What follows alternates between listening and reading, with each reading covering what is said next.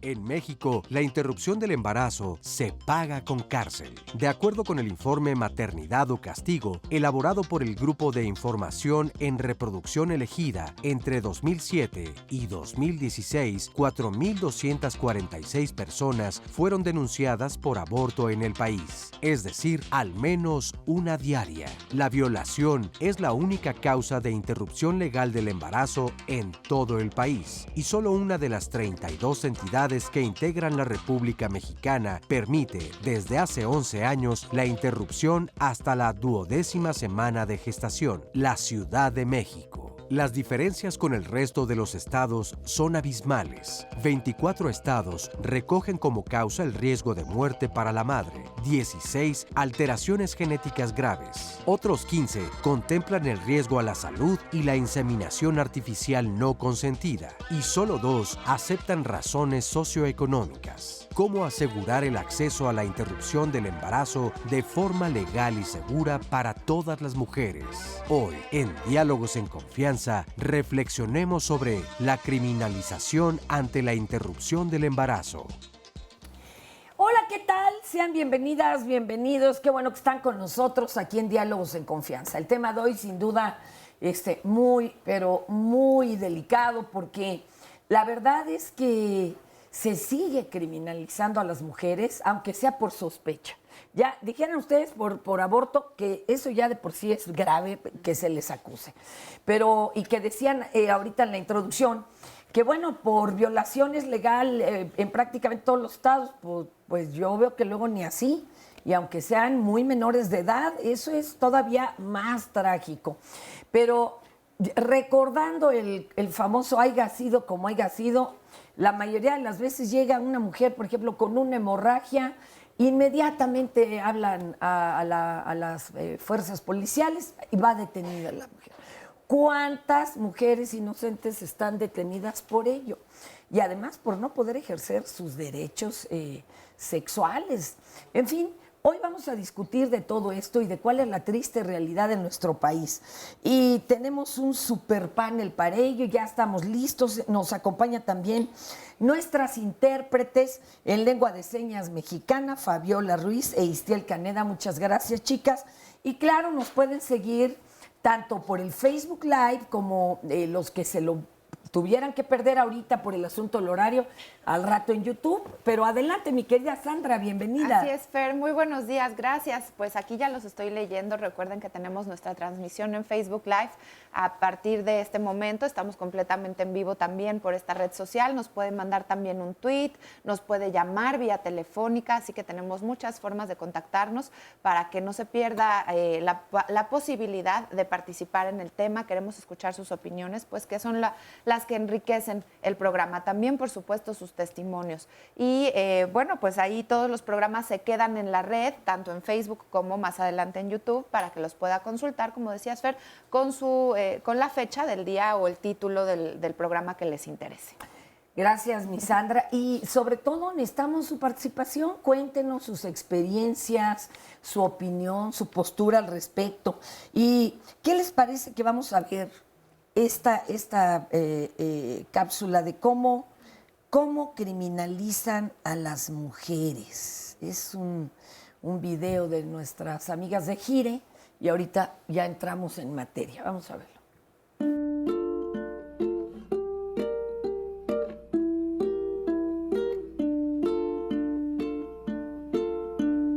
Una mujer embarazada llega a un hospital público con una hemorragia obstétrica.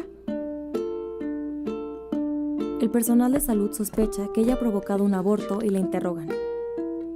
A veces, las mujeres lo aceptan con tal de que atiendan su emergencia. Se inicia una cadena de castigo basada en prejuicios y estereotipos. Contactan a las autoridades para hacer una denuncia. Las autoridades comienzan un procedimiento penal en contra de la mujer. Un juez decidirá si la declara culpable o no. Si la mujer no puede pagar la fianza, enfrentará el proceso en prisión. Si la declara culpable, el castigo puede ser la cárcel, una multa que puede significar mucho para una mujer en situación económica precaria. un tratamiento médico integral o trabajo comunitario. Las sanciones tienen repercusiones en la vida de la mujer, que pueden ser económicas, sociales, familiares, de salud física o mental, todo por una sospecha. Cuando el aborto no es una opción, se castiga a las mujeres más vulnerables.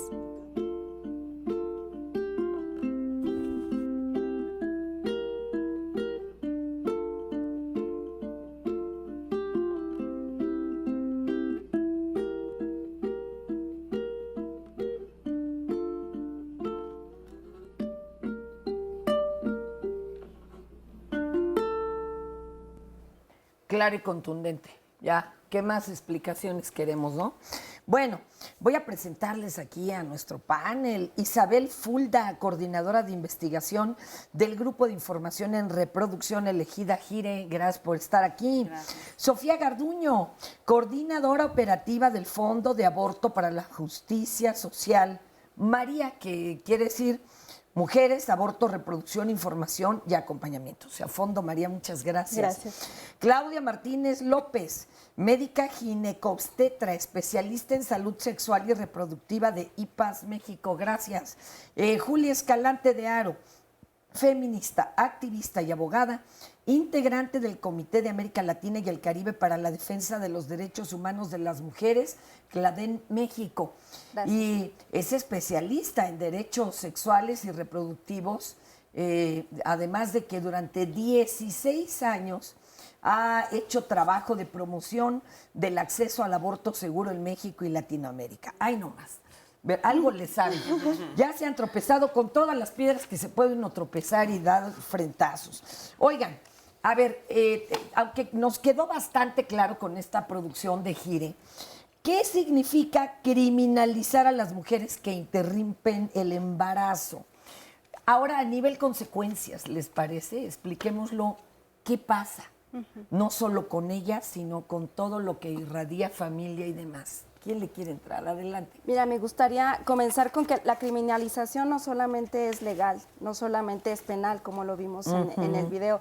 La criminalización es todo un proceso social y cultural es que está impacta a las mujeres que se enfrentan a una situación de aborto, sea espontáneo, como decías, sea voluntario, sea terapéutico incluso, ¿no? Hay una sanción social desde la familia a la hora de tomar una decisión, hay poco acompañamiento a la toma de decisiones de las mujeres y luego viene una criminalización en los servicios de salud, ¿no? En donde más allá de que se les denuncie o no se les denuncie, hay prácticas estigmatizadoras que dañan la integridad psicológica de las mujeres, más allá de que se les atienda bien o mal en el propio servicio ante la emergencia obstétrica. Y luego tenemos todo el sistema de procuración de justicia que en nuestro país, por supuesto, que adolece de todo, en donde una de las prácticas más cotidianas es que a las mujeres no se les está sancionando solamente por el delito de aborto, que tiene una pena como lo vimos en la cápsula, sino incluso por delitos correlacionados con el aborto, como puede ser homicidio en razón de parentesco, donde la pena aumenta muchísimo, de 6, que es la máxima más o menos a nivel nacional, hasta 35, que podría ser por homicidio. Entonces, son múltiples las criminalizaciones. A ver, hablando de esto, ¿qué es lo que se castiga cuando se castiga la interrupción del embarazo?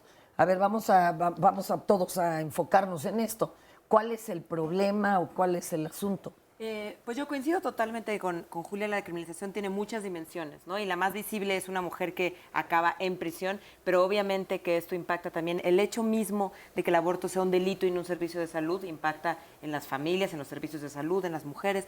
Y una cosa que también creo que es importante mencionar ahorita es que el delito de aborto criminaliza no solo a las mujeres, sino a quien las auxilien a abortar. Y esto tiene un efecto bien importante en los servicios de salud. Entonces, un médico, una enfermera, una partera, quien sea que pueda ayudar a una mujer a interrumpir un embarazo o de alguna manera ser acusado de colaborar a esto, también puede enfrentar penas. Entonces, esto también contribuye a que haya, digo, no solo el estigma, este miedo, ¿no? Sino este ánimo por denunciar a las mujeres, por no ser ellos mismos denunciados, y eso creo que es muy importante. Sí, y quizá otro punto importante es verlo desde el ámbito social, ¿no? Es decir, se excluye a la mujer, se criminaliza por ese tema del estigma que trae la misma palabra en sí, ¿no? Pero también, por otro lado, a lo que favorece es que no tengamos una visión de que es un tema de salud pública y que tiene una repercusión, no tanto para la mujer como para nivel de sociedad.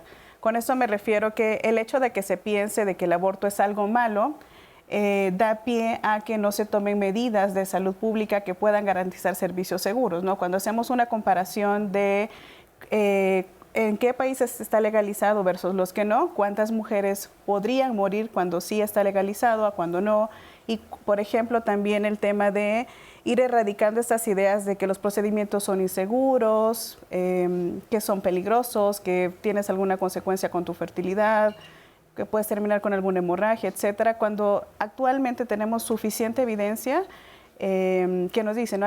Existen procedimientos que pueden ser completamente seguros, ya sea utilizando medicamentos, haciéndolo de manera quirúrgica, y que el riesgo de complicación finalmente es extremadamente bajo. Estamos hablando de que si tú lo haces en una condición segura, con la tecnología recomendada por profesionales que están capacitados dentro de tu red de atención en salud, la complicación es menos del 1%. Y bueno, y es que se revuelven aquí, ¿no? La moral, la ética, las costumbres, y entonces de que es que estás cortando una vida, es que, ¿cómo dijiste? ¿En relación parentesco o cómo? Homicidio a razón de parentesco. Fíjense, como si hubiera matado a golpes a la de 5 años, ¿no? Que ya quisiera yo que así se persiguiera a este tipo de personas. Sí, en el fondo también se está castigando y se está criminalizando como ese desacato a los mandatos de género, ¿no? Es decir, que nos toca no, ser exacto, madres, como ¿no? qué es lo que nos dicen que tenemos que ser las mujeres, ¿no? Esta idea de maternidad como único destino, y entonces ahí es estar castigando como esta desobediencia a ese desacato. Y es completamente un acto discriminatorio contra las mujeres, ¿no? Es un procedimiento que es un proceso que vivimos las mujeres y que se castiga, y no hay como algún otro proceso, ¿no? que sea como similar, que ocurre en el cuerpo de los hombres y que tenga como este castigo, ¿no? Igual, exacto, que fuera equivalente. Oigan, pero ¿por qué acceder a la interrupción del embarazo de una forma legal, de una forma segura, informada, ¿no? Acompañada? Debería de ser un hecho para todas las mujeres. ¿Por qué? ¿Por qué se está luchando por esto? Yo justo por lo que dice Sofi, porque el tema de que no se encuentre permitido implica un acto de desigualdad ante la ley, porque los hombres justamente no pasan por este proceso reproductivo, y al sancionar el delito de aborto exclusivamente a la mujer que se lo practique, pues es una violación al principio de igualdad que la Constitución reconoce en el artículo 4. Hombres y mujeres debemos ser tratados de igual manera ante la ley, pero ante la vida reproductiva las únicas que vivimos consecuencias nocivas somos las mujeres. Oigan, ¿y esto desde qué época de la historia se castiga o cómo era antes? ¿Se sabe en dónde sí, en dónde no, cuándo sí, cuándo no?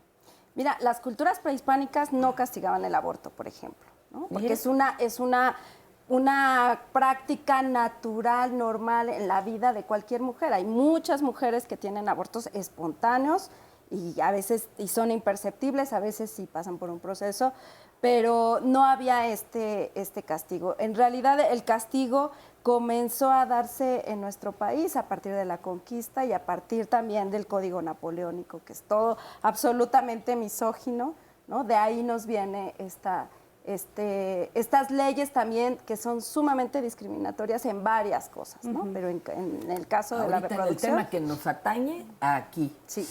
¿Qué te están diciendo? Porque sabemos que es un tema polémico, ¿verdad? Y que nos van a preguntar muchas cosas. Pues ahorita es cuando aquí están las especialistas. Sí, Adelante. mira, hablando de polémica, hay algunas, les voy a leer de las dos posturas. Josué nos comparte en Facebook Live, ¿por qué si autorizamos a matar seres humanos en estado gestacional, no autorizamos matarlos cuando sean ancianos, cuando no nos caigan bien, cuando sean obstáculos para nuestra vida o cuando andemos de malas? La vida vale menos cuando estás en estado embrionario, por lo que veo. es lo que él plantea. Por otro lado, nos dicen Fana López, no se debe obligar a una mujer a estar embarazada. Si quiere abortar, debe estar en todo su derecho, es su cuerpo y su hijo o hija. También nos dice Cintia, no estoy a favor del aborto, sino por la prevención, pero sé que hay situaciones en que las mujeres deberían tener la posibilidad de poder abortar en un entorno seguro. Y otra situación interesante de analizar, por acá nos la plantearon, era referente a una mujer que dice que en ciertos momentos y en ciertas condiciones sí debería de poderse tener la posibilidad y el acceso a un embarazo. Por ahí hay un comentario que dice, muy tendencioso el video de inicio y del panel y del programa. Sí, el video. Y el video. Pero miren, vamos a aclarar por qué, y claro que muy respetables todas las preguntas y las opiniones que lleguen, pero aquí estamos obligados a presentar todo lo que es comprobable, científico, sin sesgos, veraz, y por ende esta es la información que le podemos compartir. Ahora, hay otra taquilla, la taquilla de cómo esté usted criado, sus costumbres, sus ideas, su religión, es otra taquilla. Eso es algo que usted ya lo discutirá en familia, pero esto que le presentamos aquí es el ámbito de los derechos humanos. ¿Sí me explico? No podemos entrar al otro porque ahí sí cada quien su decisión. Claro. Esto es lo que no está a consulta, lo que no se pide permiso, son derechos humanos.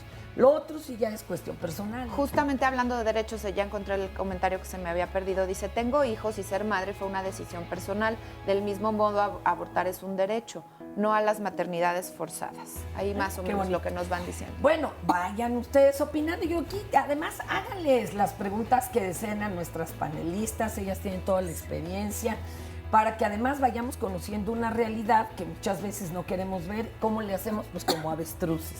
¿No? Pero que está. Sí. Una cosa importante, digo, con referencia a lo que decían del video, es que, digo, los datos que están en el video, los que tenemos en nuestro informe descargable. Ahorita nos lo explicas. Sí. Espérame, que tenemos que ir a una pausa. Ok. Espera, ahorita les platicamos de esto. Y regresamos a Diálogos en Confianza, en un programa donde se está discutiendo la necesidad ya de la aprobación legal del aborto. Claro, no estamos promoviendo que sea ni un método anticonceptivo, ni el 2x1 hoy, no, pero es una realidad que está viviendo el país, que está provocando muertes o hasta encarcelamientos injustos. Sí. Y nos estabas platicando acerca del primer video, el que se vio al principio del programa, que decían muy tendencioso, ¿no? Sí. Pues el primer video se basa en el informe que presentamos hace unos meses, Maternidad o Castigo. ¡Ay, no más! Miren ustedes, este estudio. Sí, los invito a descargarlo si les interesa. Está en web, criminalizacionporaborto.gire.org.mx.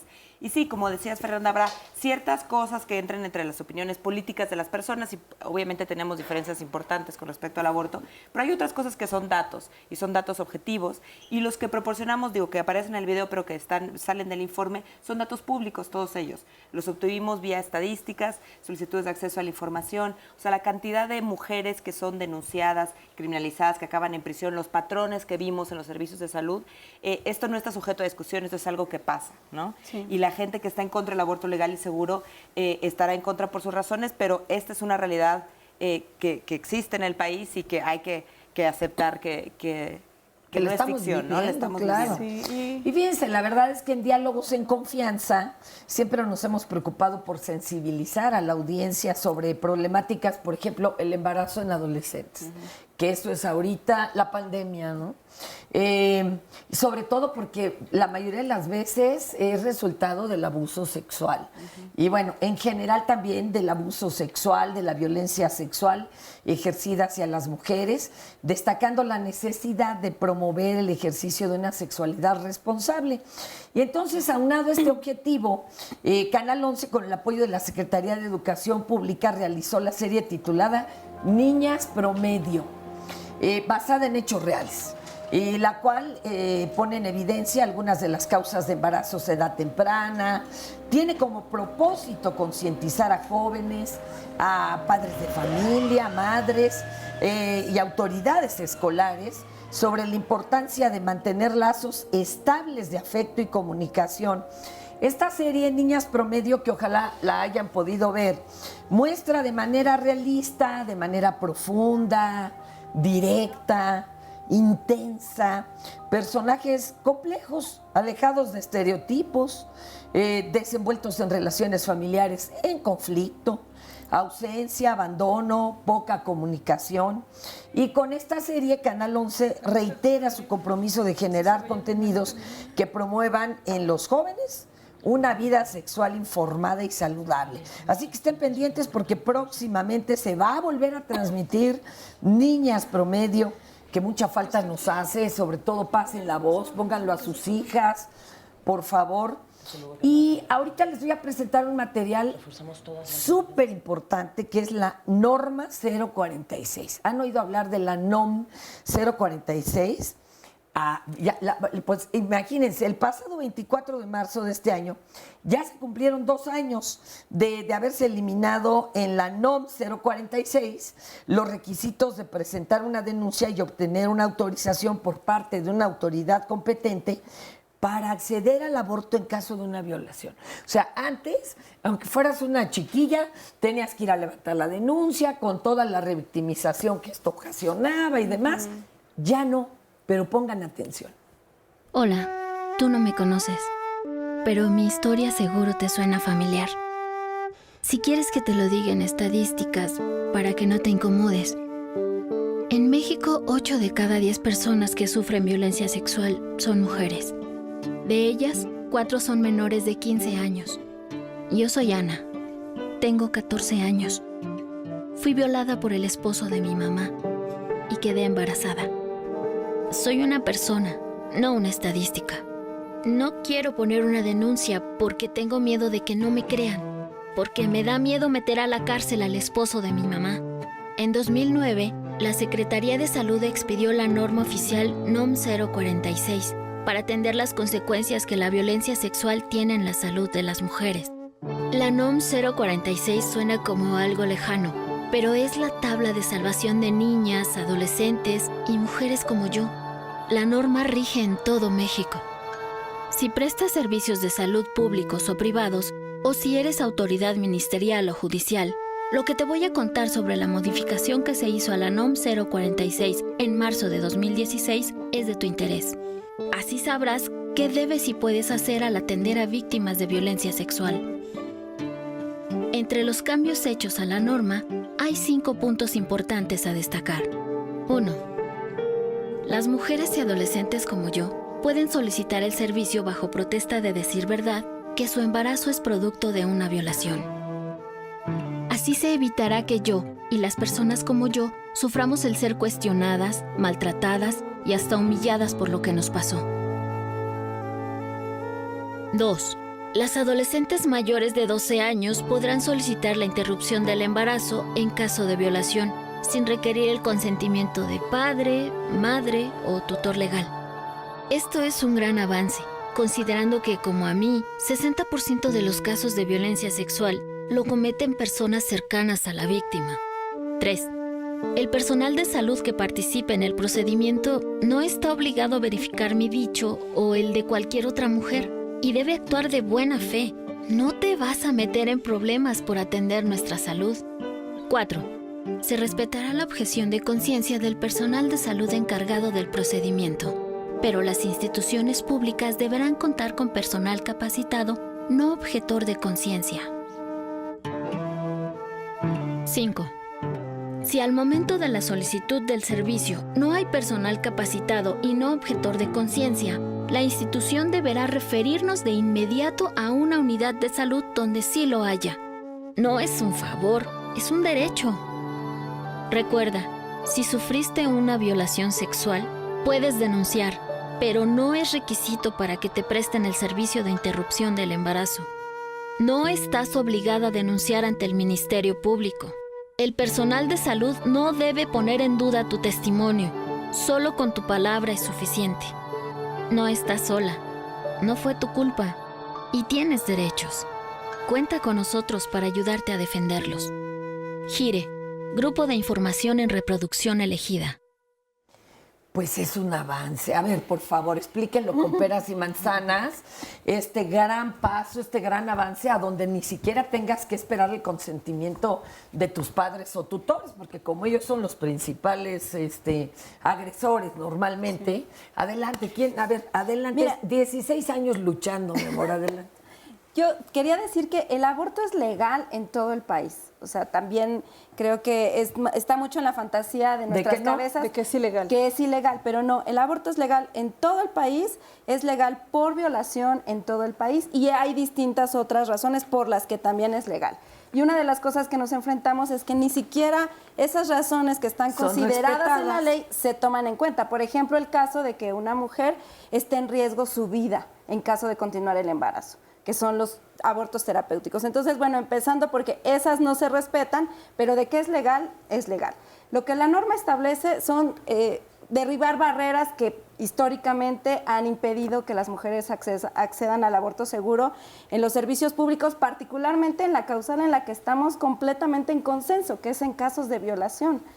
¿Cuál es una de las barreras? La presentación de la denuncia, la comprobación de los hechos, el que agarren al culpable, etcétera, etcétera, ¿no? Entonces, lo que hizo la Secretaría de Salud fue eliminar esta necesidad de que exista una denuncia, como ya se había hecho también y ya se había aprobado también en Argentina, que era una buena medida para que las víctimas de violación no tengan que pasar por el proceso de revictimización y simplemente soliciten la interrupción, firman una declaración jurada, el personal de salud en completo apego al respeto a sus funciones, que no son de investigación, ellos sino no de buena fe. Ellos actúan de buena fe y prestan el servicio. Ojo, no son de investigación. Y en cambio, cuando sí deberían de hablar y pedir ayuda es cuando llega una chica totalmente golpeada o un niño que se ve que fue maltratado, ¿verdad? Ojalá y si pararan las antenas. Exacto. Ok, ahí dicen que puede ir, por ejemplo, una pequeña de hasta 13 años... 12. O 12. Mayor de 12. Mayor de 12. Sí. 12 un día. Sí, a partir de los 12. Y no tiene por qué ir forzosamente con padres o tutores. No, exacto. Que Y la den su ventaja permiso. para nosotros como profesionales de la salud es que si esta adolescente puede ser de 12 un día que llegue a solicitar la interrupción del embarazo, otro punto que sería importante mencionar es que no se necesita una forma, un formato especial para poder brindar el servicio. Es decir, en una hoja simple, la paciente o la mujer dice, pues es que yo fui violada y resultado de eso quedé embarazada y necesito una interrupción del embarazo, ¿no? Para nosotros como médicos o profesionales de la salud, eso es suficiente, se inicia su expediente clínico de atención y bueno, está contemplado en la norma 046 que la atención es de manera inmediata, es decir, no puedes retrasar la atención porque eso tiene que empezar desde la toma de sus estudios y el acceso a antirretrovirales, si está en ese momento indicado o no, dependiendo en el momento de que llega, ¿no? Porque pueden suceder dos situaciones. Para muchas mujeres víctimas de violencia, el hecho de que pueda sentirse en confianza de ir a denunciar, quizá no va a ser al siguiente día, quizá no va a ser en un mes, quizá va a ser hasta en el momento que se sabe embarazada. A ver, ¿y esto es en todo el país? En todo Esta norma es de aplicación a todo el país. ¿Qué tal? Independientemente de lo que diga el Código Penal local. No importa. No importa. O sea, Pero creo que no un puede ser punto- anticonstitucional. Sí, Sí, diga. de acuerdo. Un punto importante en este sentido es que lo que hemos visto es, sin duda, la NOM 046 fue muy importante, pero en México siempre hay una gran brecha entre lo que dicen las normas y lo que Sí, pasa en la sí, es que realidad, eso ¿no? es lo que te iba a Y, decir. y el hecho de que muchos de estos estados siguen teniendo su código penal, los requisitos que existían anteriormente, ¿no? La necesidad de una denuncia, la autorización del Ministerio Público, ha creado, no debería, pues, pero ha creado una confusión por parte del personal de salud, en el cual, a pesar de que tienen estas obligaciones y son clarísimas, la NOM 046, niegan el acceso a servicios de aborto por O violación. tienen miedo los doctores de O que se tienen les miedo, vaya a exactamente. penalizar. Sí, también. Y el tema es qué tan digerida está la información, porque si yo como médico sé que me protege la norma 046 para atender a una víctima de violencia, pues no voy a estar en el pendiente de que si voy a tener una demanda, si me va a llamar el Ministerio Ministerio Público, si está en contra de lo que dice mi Código Penal local, porque finalmente esto es bajo un principio pro persona, ¿no? Es decir, se tiene que garantizar el restablecimiento de los derechos humanos de esta víctima de violencia y pues no hay una penalización en sí para quien atiende a víctimas de violencia. De hecho, ha sucedido lo contrario, si no me equivoco. Sí. Y algo importante a destacar en esta reforma a la norma es que justo pone el foco en la confianza a las mujeres, ¿no? Entonces, sin poner en entredicho como su palabra, y eso es un avance súper importante también para el proceso de sanación después de vivir una violencia sexual, ¿no? El hecho de poder, de que confíen en ti, de que crean en ti. Porque luego en la propia casa no te creen, ¿no? O cómo vas a deshacer la familia. A ver, hay otra parte de esta norma muy interesante en donde dice que, bueno, los doctores pueden objetar, ¿no? La objeción de conciencia. Pero, ¿y debe de haber siempre alguien en la clínica no objetor? Sí. O eso de que te canalicen a otro lugar donde esté. O sea, eso es forzoso. Claro. ¿Y quién es el encargado en la clínica de mandarte a otra donde sí te van a atender? Por ejemplo, tú llegaste a urgencias o donde hayas podido llegar.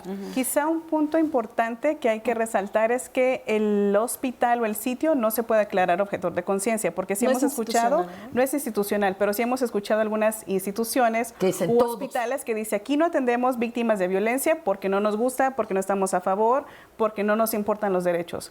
Pero no puede ser la institución la objetora, solo puede ser el proveedor directo. Esto significa que solo puede ser el médico y en algunos lugares sucede que pueda ser médico general, enfermera. Son los únicos que pueden objetar el procedimiento. No aplica para trabajadoras sociales, para psicólogos, para el administrador, para el portero, para el de laboratorio. Nadie de ellos puede. Para el anestesiólogo, en ese caso no aplica la objeción de conciencia y el médico encargado o el director de la institución tiene que garantizar que esa paciente sea recibida. No es nada más darle su hojita de referencia, sino que garantizar que se refiere a un segundo nivel o a otra institución y que el procedimiento sea realizado a la brevedad posible. Oigan, luego es mejor ir acompañada de una organización, ¿eh? Yo lo recomiendo, ni siquiera de la familia, sino de alguien que no te vaya a estar juzgando.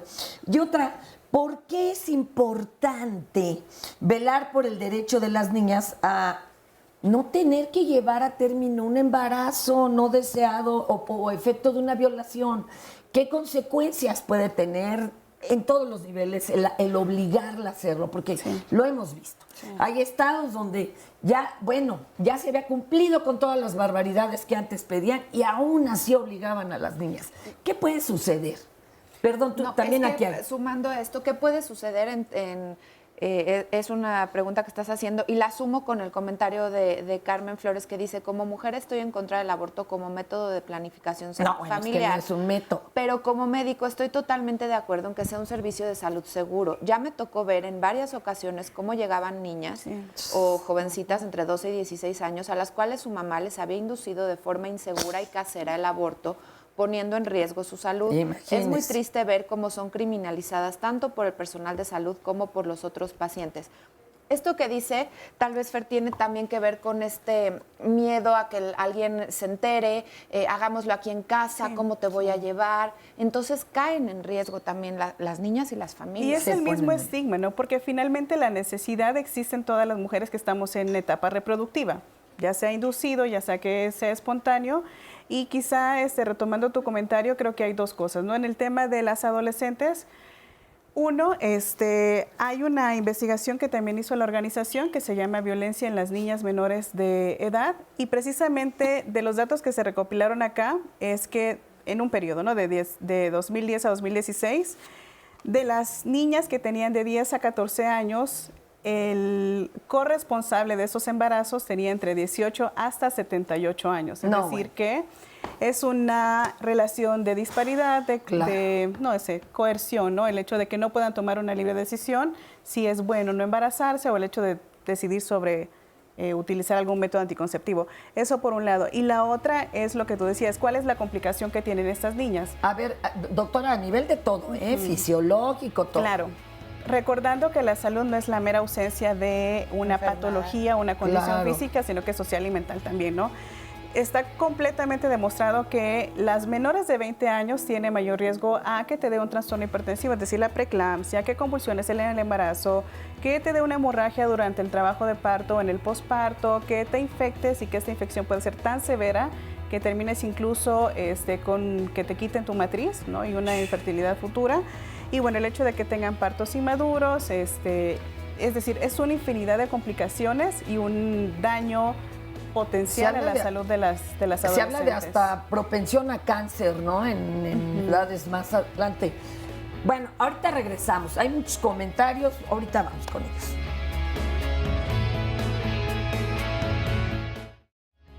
Muchísimas gracias. Ay, Fer, perdón, acá ando, porque fíjense, vamos a agradecer mucho todos sus comentarios, todos son aquí leídos y atendidos, tratamos de sacarlos al aire, no siempre es posible. Quisiera leerles algunos, en esta ocasión Héctor Toledano, que nos escribe en Facebook Live, dice: desde que se fecunda un ser es vida y abortarlo por deseo es un asesinato. Y dice, a las leyes, ¿quién las faculta? El único que faculta es Dios. Y dice Pueblo de México, de doble moral. Esto es lo que él explica. Le agradecemos al caballero y respetamos sus creencias, pero lo dijimos muy al principio. Mire, aquí lo que se presenta en diálogos es derechos humanos, aspectos científicos comprobables. Esa es una taquilla. Y la otra es la de la religión, las creencias y demás. Acuérdese que estamos en un país laico.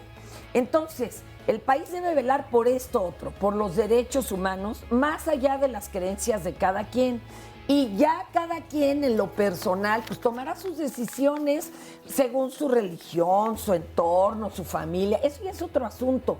Pero acá a nosotros nos toca defender esos derechos humanos libres de cualquier sesgo y sin la sombra de ninguna religión, porque además tenemos que ver por todos, todas, todes, o sea, cualquier ser vivo. Eso es otro asunto.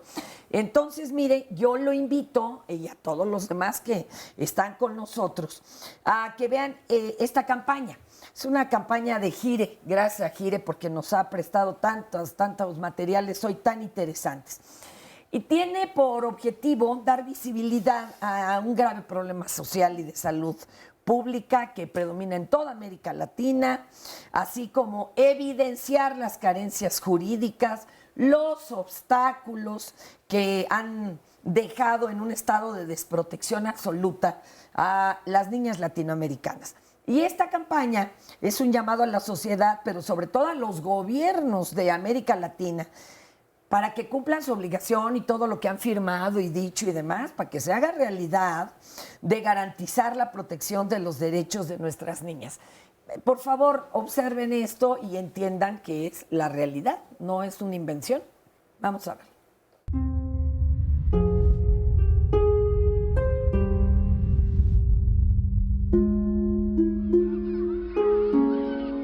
Tiene 8 años.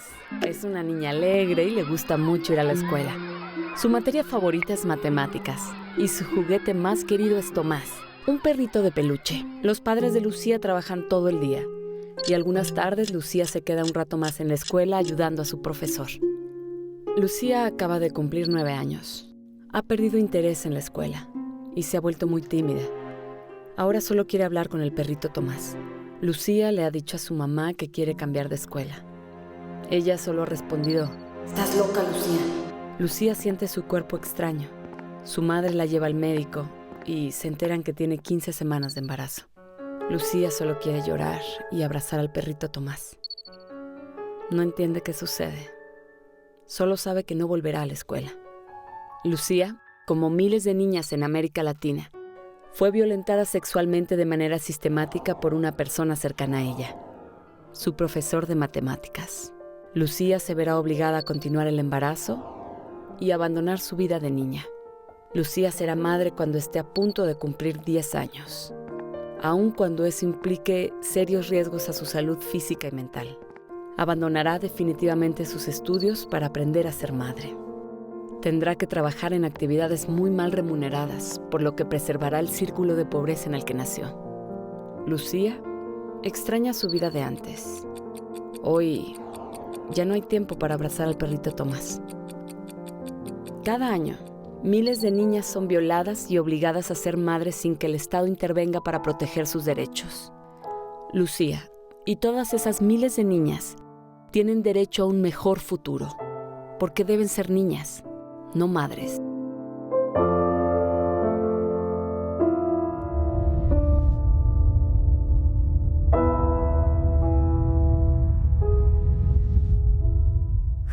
Fortísimo, ¿no? Fortísimo. Y miren jugar o parir. Así de sencillo. ¿Qué es lo que llega a impedir que estas niñas, si en toda la República Mexicana está, es legal la interrupción del embarazo, todo por violación, qué pasa? ¿Por cómo es que no llegaron a valerle este derecho? Mira, pasan muchas cosas, pero desde el inicio de los tiempos hay una ausencia de educación integral en sexualidad. Bueno, para empezar. Eso lleva a que justamente una niña de estas edades ni siquiera se pueda percatar de que está embarazada. Muy tardíamente se detecta el embarazo y cuando se acude a los servicios de salud existen todas las barreras de las que ya hablamos, ¿no? Empezando por el tema de la objeción, hay, contrario a lo que dice Claudia, hay una cantidad que yo he conocido de personal médico que dice que claro que no, que una niña de 10, 12 años puede llevar a término perfectamente un embarazo y que bajo cuidado, sin bronca, que no tiene ningún problema y que lo mejor es atenderla. Hay una política pública federal en donde a las niñas y adolescentes embarazadas se les brinda cobijo en el estado de Jalisco. Hay una casa en donde se las llevan para allá, es un programa piloto para que ahí las asistan mientras cursan el embarazo. Este es gubernamental, además de todas las de asistencia privada que también vienen haciendo lo mismo. Oye, de las épocas del gober piadoso, ¿no? Una cosa así. Pero ¿no? como si además el tema médico fuera el único importante, Exacto. porque suponiendo que esto que dices sea así y se lleve a cabo sin mayor riesgo, todo lo demás que conlleva para una niña tener a un bebé. Por supuesto, el tema de la deserción escolar o el abandono escolar, el tema de sus limitaciones para un desarrollo integral, de la posibilidad de salir del círculo de pobreza en el que posiblemente está, aunque no es un tema que exclusivamente se refiere a una clase social en particular. En CLADEM hicimos un balance regional en donde encontramos que en Latinoamérica la situación no es muy diferente de la que tenemos en México. Hay una ausencia de políticas públicas en educación integral en sexualidad, hay una ausencia de políticas para la detección y atención temprana de embarazos en niñas y adolescentes. Hay una ausencia de política, a pesar de que la estrategia de prevención del embarazo en adolescentes establece que se deben erradicar los embarazos en menores de 15, no hay una atención que se brinde en los servicios públicos justamente para erradicar el embarazo, que la única manera de erradicar el embarazo en menores de 15 es mediante el aborto, mediante el acceso al aborto seguro. Y existen todavía una serie de barreras para que esto que está en política pública, esto que está en los códigos penales, esto que está en la norma oficial mexicana 046, se lleve a la práctica, y por eso es que seguimos teniendo a niñas que siguen pariendo en lugar de jugar, en lugar de ir a la escuela. Fíjense que para quien piense que es una exageración lo de la edad, yo les cuento un caso que no me contaron. Ahí está, y existe en las épocas de Fox, ¿no? Y de doña Marta Sagún. Llegaron a la Ciudad de México provenientes de Jalisco. Una niña que ya al momento del parto iba a tener 10 años y la otra embarazada entre los 8 o 9 años. Pero embarazadísimas, embarazadísimas las niñas. Hasta está la foto, corre la foto con la señora Marta Sagún. Y había una de ellas, el caso es aterrador. La viola el padrastro, le cuenta a un profesor en la escuela y el profesor la viola. Y entonces llega el caso al DIF, el DIF las remite acá y exigían el padrastro y el gobernador de ese entonces, Jalisco, que las regresaran al estado. Y bueno, en ese momento ahí sí una palomita, ¿verdad? A que se fajaron los pantalones en el DIF de acá, entiéndase Marta Sagún, y dijo no se van para allá. Pero imagínense ustedes qué situación tan delicada, ¿no? Y no es una exageración la edad. Exacto. Aquí adelante. Es una realidad que ha sucedido. Digo, en México tuvimos el caso Paulina, que llegó a nivel internacional. Bueno. ¿no? Una niña violada, a quien le negaron el acceso al aborto en Baja California, ¿no? Ella junto con su mamá fueron a solicitar este servicio que era legal, entonces es legal ahora, ¿no? Y no solamente la negaron y la maltrataron los servicios de salud, sino que incluso le pasaron videos de grupos religiosos, ¿no? En los que salían procedimientos que en realidad no son reales, ¿no? Eso como sí para no se espantarla. vale, ¿eh? Esos videos pseudocientíficos, mal, tache. Y mucho más en unos servicios de salud públicos, ¿no? Que tendría que ser laico. Esto pasó hace más de 20 años y desde entonces sí, tenemos un marco jurídico mucho más protector de los derechos de las personas. Tenemos la NOM 046 que ya mencionamos, la Ley de Víctimas, una Estrategia Nacional para la Prevención del Embarazo Adolescente que se impulsó en este sexenio. Y de cualquier manera pareciera que tenemos todo esto y la vida real de las niñas y las adolescentes es otra. Sí, sigue siendo una de violaciones a derechos humanos todos los días. Y es que aparte del tema jurídico también es el sustento científico, ¿no? Ya lo mencionaban anteriormente. Nos regimos por Organización Mundial de la Salud, por Federación Internacional de Ginecología, el que quieras. No es válido que todavía se sigan mostrando estos videos que son completamente fuera de la realidad, cuando les mencionaba que hay procedimientos que pueden ser completamente seguros, ¿no? Con un personal que esté capacitado y que sepa cómo hacer el procedimiento, es muy bajo el riesgo de complicación. Y quizá otro punto importante a resaltar es que estas niñas que se embarazan a los 10, 12 años, no termina ahí el problema. Lo que termina sucediendo es que en un promedio de 2 años, vuelven a embarazarse porque quedan en completa desprotección, ¿no? Claro. Es decir, nunca tuvieron la información de salud reproductiva adecuada. Si bien es cierto, tenemos programas para la prevención de embarazos tempranos y el segundo embarazo, etcétera.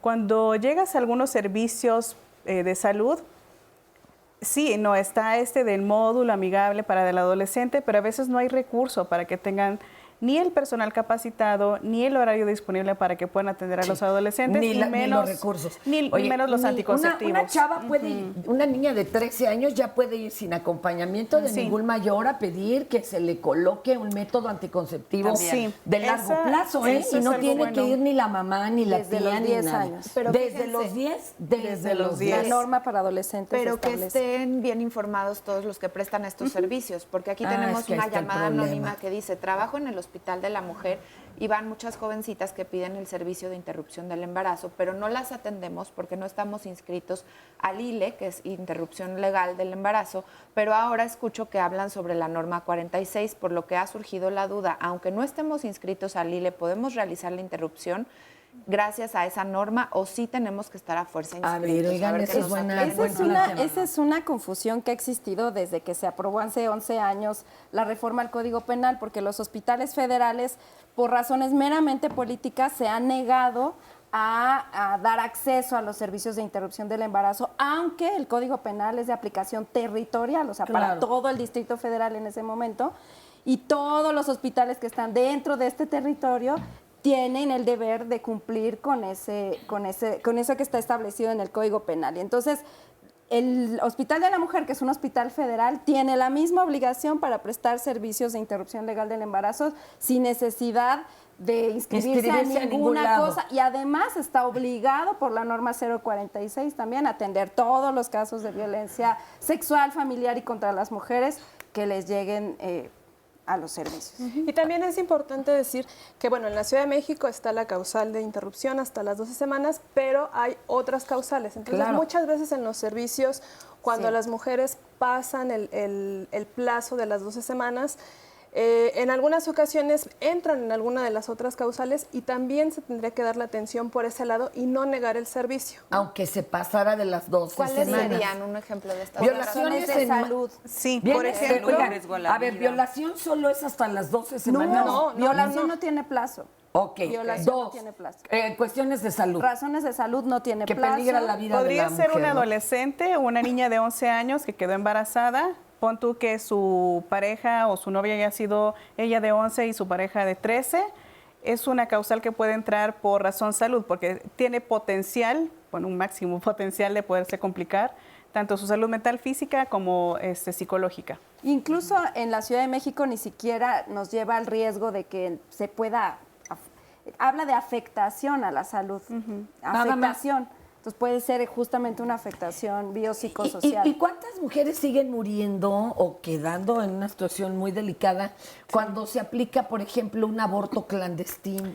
Pues ¿Se mira, tiene ya la sí. medición o esos son números muy difíciles? No, hay datos nacionales e internacionales. Si empezamos por los internacionales, Organización Mundial de la Salud calcula que en un periodo de 2010 a 2014 han sucedido más o menos 56 millones de abortos. ¿En serio? Y eso solo, o sea, ahí se incluyen todos los que han sido inducidos, los seguros, los medianamente seguros y los completamente inseguros.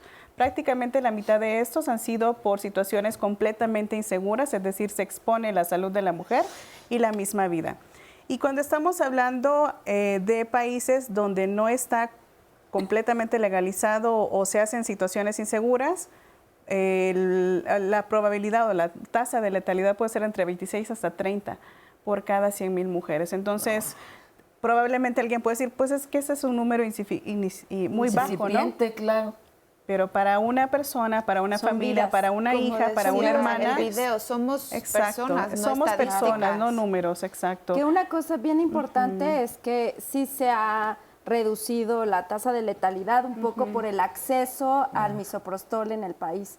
O sea, el misoprostol nos ha traído una ventaja comparativa a los usos tradicionales para abortos clandestinos. ¿Es la llamada pastilla del día siguiente? No, ¿O no, qué no. es? La ¿O es el- pastilla del ok. día siguiente es Que la también es anticoncepción. ayuda, ¿no? Sí, pero ayuda en un periodo muy corto, Muy ¿no? pequeñita, la dentro de ventana. las 72 antes de que horas. se dé el embarazo, ¿no? Exacto. Porque la pastilla de emergencia Sí, no es es la abortiva. anticoncepción de emergencia. Y el misoprostol es un medicamento que Claudia puede... Sí, son dos tiempos diferentes. Si una mujer tuvo una relación sexual sin protección, ahí se aplica la píldora del día después o la del día siguiente, pero no tiene un fin abortivo, finalmente esta píldora, nada más es prevenir que se embarace.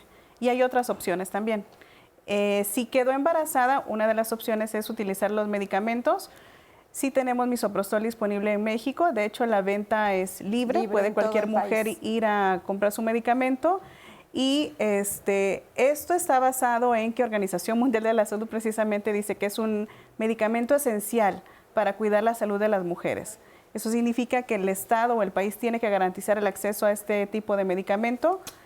Y bueno, otra cosa que es muy importante es que hay suficiente evidencia de mujeres que por esta criminalización y la falta de confianza en llegar a los servicios, se toman el medicamento ellas solas, tienen la interrupción. Ajá. Y sobre todo cuando estamos hablando de gestaciones muy tempranas, cuando estamos hablando de menos de 10 semanas, es un procedimiento que puede ser muy seguro con el autouso de las mujeres. Es Pero a decir, ver, espérame, ¿yo me lo puedo autorrecetar o se requiere ir con receta médica? no necesariamente. Si Nada tú más te se basas en todos los lineamientos, recomendaciones, evidencia científica, hay un espacio donde te dice, las mujeres tienen la capacidad de poder tomar la decisión, poder comprar su medicamento y poder autogestionarse un aborto Y de está manera segura. amparado en el derecho que tenemos todas las personas a tener información sobre nuestra salud, a gozar de los beneficios, de los avances científicos en beneficio de nuestro bienestar, ¿no? Entonces, no se requiere receta, sí hay algunos lugares que ponen barreras para el acceso al medicamento, lo cual no debería de ser. No debería ser. ¿Me lo tienen que dar hasta en el centro de salud si lo solicito? Solo en la está Ciudad de obligatorio. México. Solo en la Ciudad de México, donde el aborto voluntario es legal. En todo el resto de la En el resto República, de la no. República no. Pero se Vamos consigue a en un corte, farmacias vamos a un corte. privadas. Ese es otro asunto. Es cortecito. En esta era de la, ¿cómo diríamos?, de lo digital, del ciberespacio, no podemos perdernos temas maravillosos como es la impresión 3D. Esa impresión de objetos tridimensionales por adición y que se van haciendo de capa en capa, se van superponiendo, en fin, toda la definición, todo el alcance, todo el potencial de la impresión 3D lo vamos a tener en Vida Digital en un programa súper especial también, por supuesto, como todos los temas que les presentamos. Y para ello nuestros expertos, invitados especialistas estarán hablándonos de la impresión 3D. No te lo pierdas este sábado en Vida Digital, Diálogos Fin de Semana. Soy Rocío Brauer, te mando un saludo muy caluroso. Y también les adelanto lo que se va a hablar el día de mañana para que no se pierdan el programa. El tema es ponle alto a los celos. ¿Ustedes se consideran celosos o están junto a alguien que es celoso? Vamos a tratar de entender junto con sus testimonios y la ayuda de nuestros especialistas qué es lo que nos lleva a formar una pareja con una persona celosa y también por qué esto luego resulta ser atractivo. No se lo pierdan, esto es mañana y vamos a retomar nuestro tema del día de hoy con el siguiente video.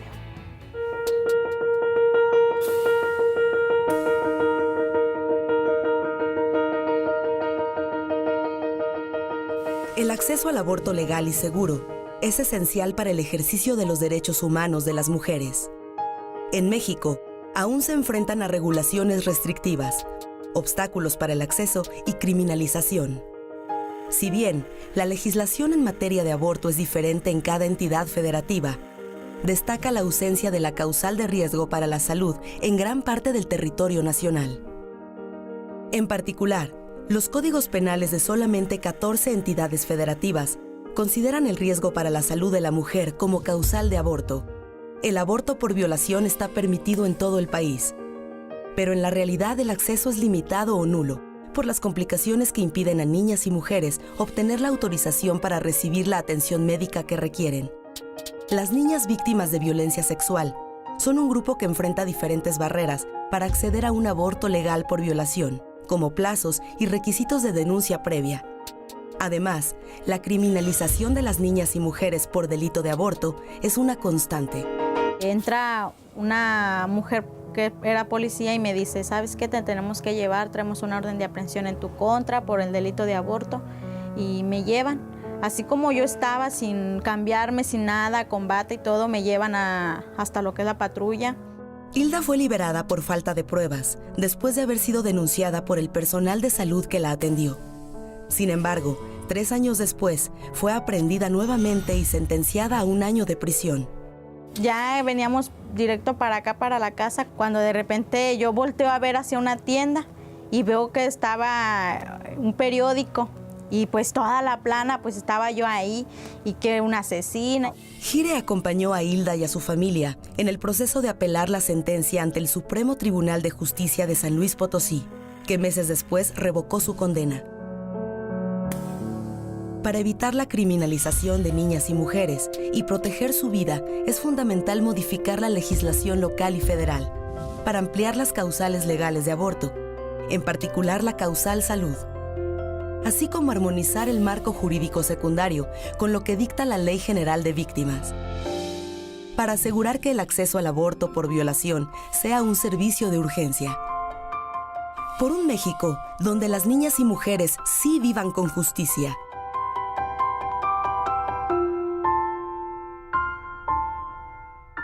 Qué fuerte que dice, y salí y ya estaba yo en la primera plana del periódico. Bueno, además de todas las complicaciones. Ya estamos de este lado para que también nuestro público pueda hacer preguntas, comentarios. Platíquenos, maestra. ¿Usted es maestra? Sí. ¿Sí? Maestra, sí. Cuéntenos. Y además con puro adolescente. Claro, siempre estamos así. Ahorita, bueno, me surgió una duda que estaban hablando las panelistas de la norma 046. Adelante, adelante. Bueno, en lo largo de lo que yo he vivido con los chicos, me gusta esta norma, pero también siento que sería como un arma de doble filo, ¿no? Porque he visto muchas chicas que lo agarran así como de cotorreo. O sea, chicas chiquitas de 14 años, ¿no? ¿Qué agarran de cotorreo? Por ejemplo, ay, está embarazada. Y al año siguiente la ve embarazada y al tercer año ya la ve embarazada otra vez. Entonces, ¿cómo se podría controlar esta parte para que niñas que no llevan un método anticonceptivo o una planificación se apeguen a esta norma? No, bueno, la norma las defiende aquí y también están en su derecho de parir, si así quieren. Como decía, hay una plática de TED impresionante de una chavilla de 14 años, dice, los pobres tenemos hijos porque es lo único que tenemos. Pero bueno, falta información, que les acerquen los métodos. A ver, allá platíquenle a la maestra. Junto con esta pregunta también nos dice aquí, si no se denuncia al agresor en caso de violación, en estos casos de las niñas, ¿no corre el riesgo de volver a ser violada y embarazada y como caer en este círculo? Sí, de hecho es un tema pues bastante crítico porque lo que sucede en muchos de los estados es que incluso hay ocasiones, ¿no?, donde el agresor es precisamente el novio de la mamá de esta niña, donde la mamá incluso a veces la está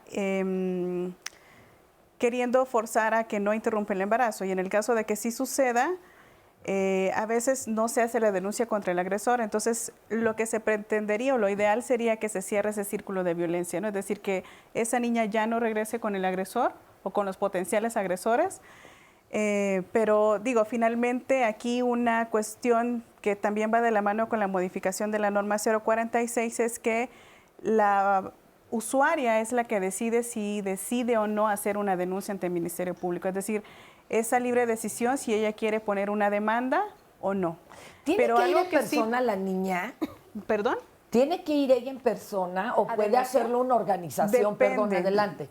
Puede tener un representante legal, pero sobre todo cuando son menores de 12 años. Si tiene más de 12 años en adelante, ella puede ir sola con la persona de confianza, sin padre, madre o tutor.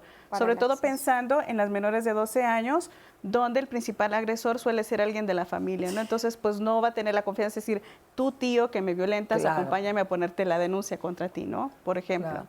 Y yo creo que un cambio conceptual muy importante, que es lo que estabas platicando, es que se cambia la idea de la denuncia como una obligación y es más bien un derecho. Y entonces sí, tomando en cuenta este contexto en el que viven las niñas y demás, también separar la procuración de justicia y la obligación que tiene el Estado de defender o garantizar el derecho a vivir una vida libre de violencia del acceso a servicios de salud, ¿no? Sí. Son dos procesos, los dos el Estado tiene una obligación con las niñas, pero son distintos y tienen tiempos distintos, ¿no? Y las obligaciones ahí difieren. Y también otra cosa importante también es que no es responsabilidad de las mujeres terminar con la violencia, ¿no? O sea, como la única persona responsable de la violencia sexual es el violador, ¿no? Entonces, el agresor. Entonces, depositar la responsabilidad de las mujeres en terminar con la violencia, seguir victimizándolas, revictimizándolas, ¿no? Entonces, como decían, es un derecho y no es una obligación, ¿no? Y nada más decir que el que no se requiera la denuncia se elimina ese requisito para el acceso al aborto. Sin embargo, los servicios de salud, por la misma norma 046, tienen la obligación de salvaguardar y proteger la integridad de menores de 18 años primordialmente. Y ahí, si es una víctima de violencia, pese a que ella no decidió hacer la denuncia, se le practica el aborto y el personal de salud llama al Ministerio Público en caso de que la menor, estando en los servicios de salud, decida iniciar una denuncia por violencia sexual. Puede ser que no quiera iniciar la denuncia por violación, pero que sí decida la familia iniciar la denuncia o decida la menor iniciar un proceso de violencia familiar, que en caso de menores de 18 años es de oficio, no es a decisión. Oigan, pero por otro lado, lo que decía la maestra, ¿qué pueden hacer los profesores que están preocupados, las escuelas? ¿Pueden llevar pláticas?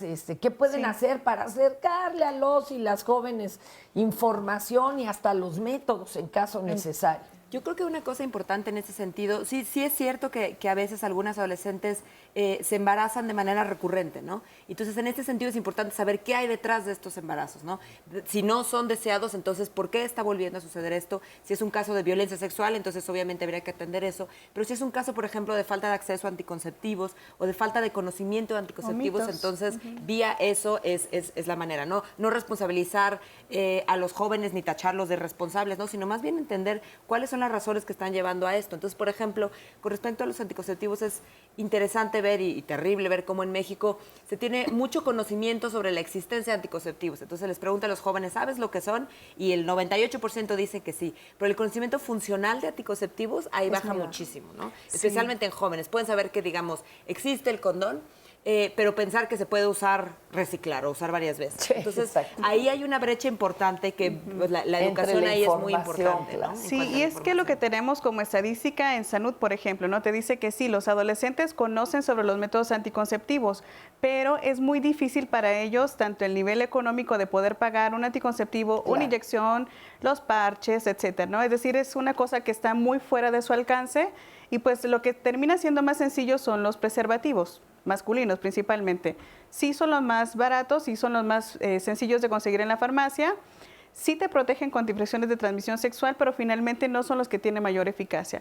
Y si nosotros queremos prevenir embarazos en adolescentes, pues deberíamos de garantizar el acceso a los que son más efectivos. Con esto me refiero, por ejemplo, dispositivos intrauterinos, el implante subdérmico, ¿no? Tendría que ser como la meta ideal. Pero hay que buscar y acercarles o darles chance a organizaciones. Ahí está DKT. Sí. Que lleva una ruta, ¿no? Le llaman la Ruta 69 y lleva asesores gratuitos y que tienen un costo de veras bajísimo los métodos. Pero no se espanten, al contrario, la OMS dice que los jóvenes que tuvieron buena información veraz y sin sesgos, incluso se volvieron más selectivos y la mayoría hasta retrasaron el inicio de la vida sexual. Muy por el contrario del mito de, ay, es que si le hablo, entonces sí va a decir China libre. Que qué padre poder ser China libre, ¿verdad? Pero de todas maneras, con eso que te decían antes, ándale, pero te cuidas y no te decían ni cómo, pues es una cosa del terror, ¿verdad? Y también cambiar las estrategias de cómo llevamos esa información a las personas jóvenes, ¿no? Muchas veces está llena como de miedos, ¿no? Como decir, no hagas eso, como muy prohibicionista. Entonces, más bien es reconocer que las personas jóvenes tienen completamente la capacidad de tomar decisiones a favor de su vida, a favor de su bienestar, y poder hacer estrategias como más lúdicas, ¿no? Como poder llevarlas a partir del placer, a partir del autocuidado, de su propio bienestar, ¿no? Y entonces también, por ejemplo, ahondar en proyecto de vida, ¿no? Como no a la maternidad, pero entonces, ¿qué sí quieres hacer en la vida, por ejemplo? ¿No? Entonces, como poder profundizar más y no solo mirarlo como sesgado a únicamente la parte biológica, ¿no? O sea, como somos personas más completas, ¿no? Como tenemos otros intereses, porque se habla poco de placer, mucho de infecciones, mucho de... Desde el miedo, mucho desde el miedo. De terror. Y en el mejor de los casos, porque si no te ponen videos pseudocientíficos, hagan de cuenta como de la mayoría de los infomerciales, y te dicen y te inventan y te presentan cosas que no tienen el más mínimo sustento científico, que de ninguna manera son comprobables, te dicen que es natural cuando la cuestión no viene ni en los genes. De veras, mucho cuidado con ese tipo de información. Oye, Itzel, cuéntanos, tú estás haciendo maestría. Sí, y bueno, justo estoy elaborando mi tesis acerca del tema del aborto. ¿Tú de qué carrera estás haciendo maestría? Soy psicóloga social. Y cuéntanos, ¿qué has encontrado en toda esta investigación? Pues bueno, justo ha sido como una pregunta el pensar porque si hay como un marco jurídico que permite que se pueda llevar a cabo una práctica como el aborto, pues en la subjetividad sigue siendo algo como criminalizado, ¿no? O sea, en la parte social sigue siendo deslegitimado. Y entonces un poco lo que se hablaba esto, ¿no? Cómo está la ley, pero vemos que no permea en la práctica y que además esta parte de criminalización está permeada en todos los niveles de la vida social, o sea, incluso llega a afectar la parte médica, o sea, un médico también puede ser criminalizado, un acompañante, alguien que se dedica a acompañar a las mujeres, las mismas organizaciones. Entonces, pues lo que yo he encontrado es que tiene que ver también con un ideal regulatorio con la sexualidad femenina, ¿no? Bueno, con la sexualidad en general y la sexualidad femenina en particular, porque pareciera que, como dicen, ¿no? Solo somos realidad biológica y no somos como una entidad psíquica.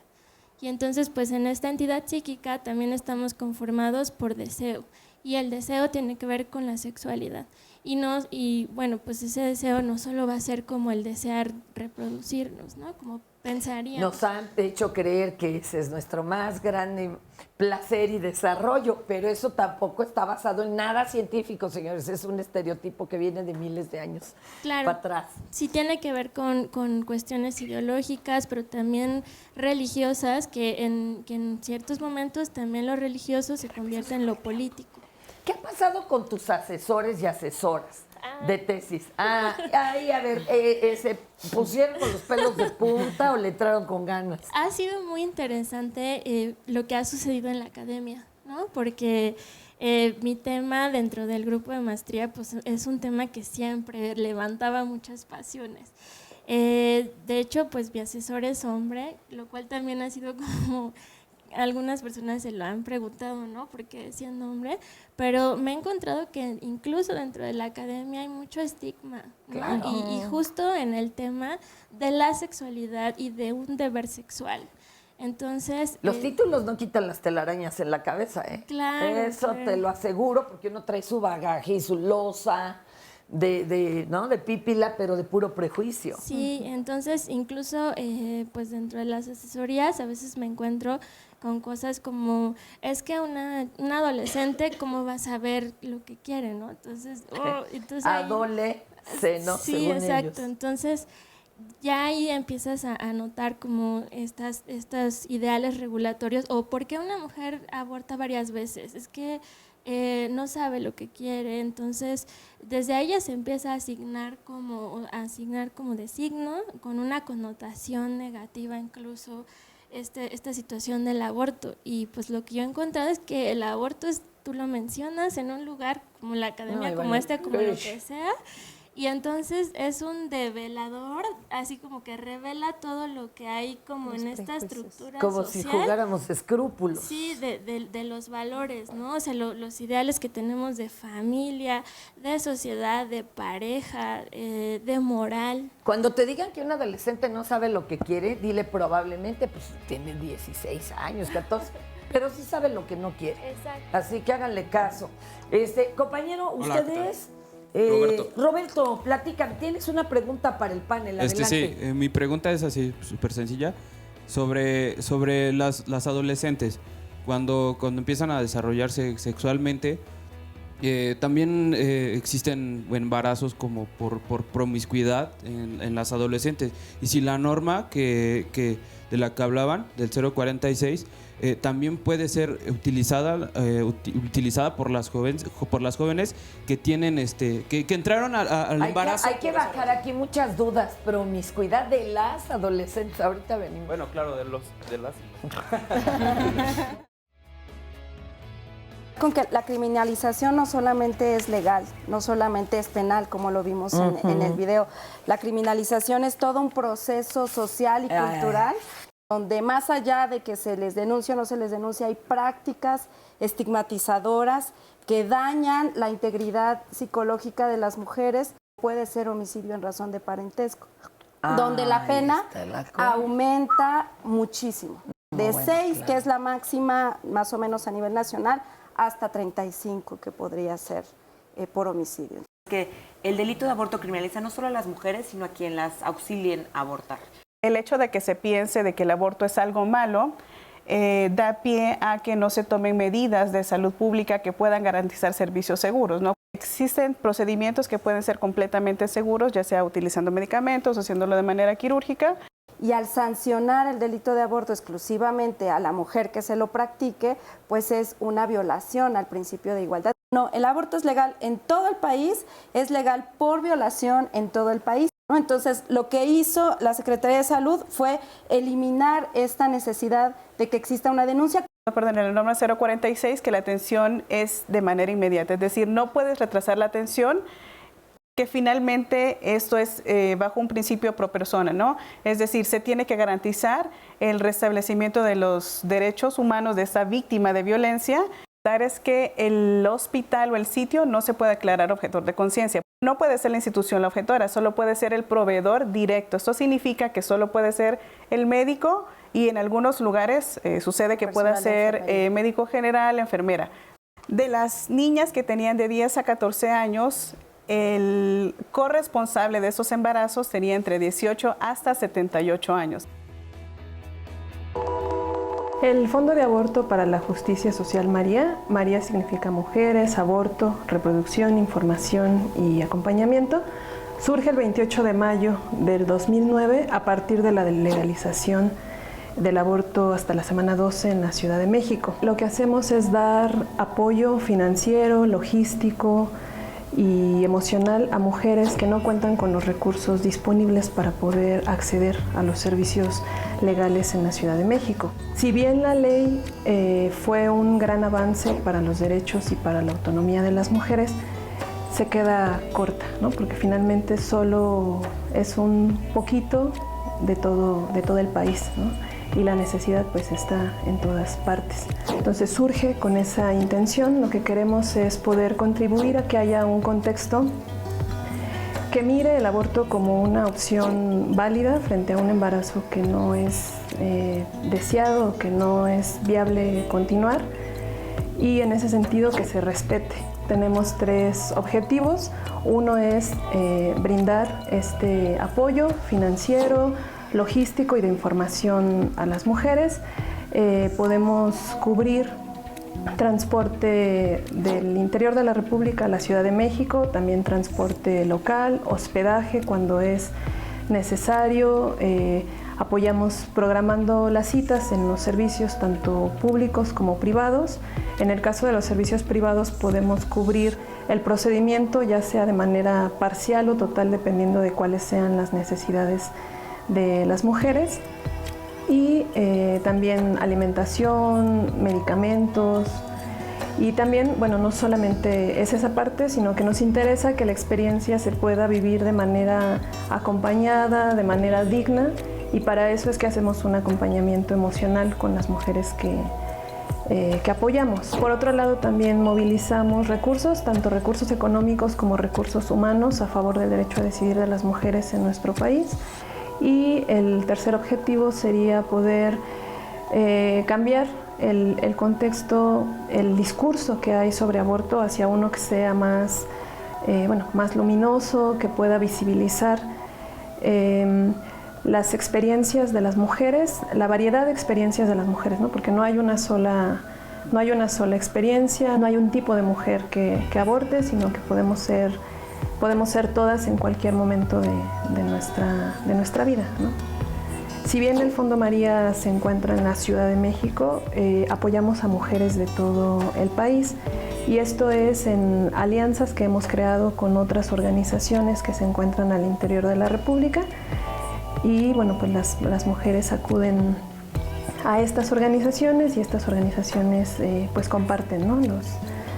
Las formas de contacto con el Fondo María. También tenemos un programa de enlaces que son activistas que están haciendo trabajo a favor del aborto, que se encuentran en diferentes estados de la República. Por ahora tenemos más o menos en 20 estados del país.